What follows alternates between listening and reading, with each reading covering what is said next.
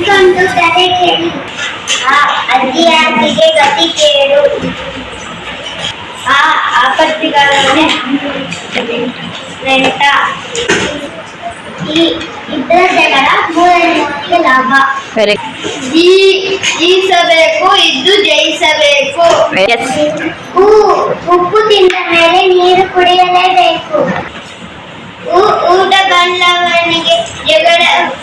ಊಟ ಬಲ್ಲವನಿಗೆ ರೋಗವಿಲ್ಲ, ಮಾತು ಬಲ್ಲವನಿಗೆ ಜಗಳವಿಲ್ಲ.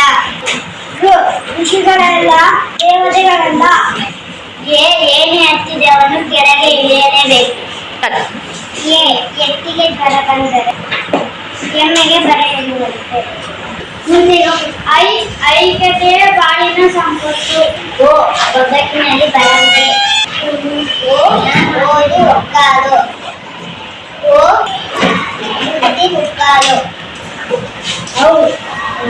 ಔಷಧಿಗಳೇ ಎಲ್ಲದಕ್ಕೂ ಮದ್ದಾನ.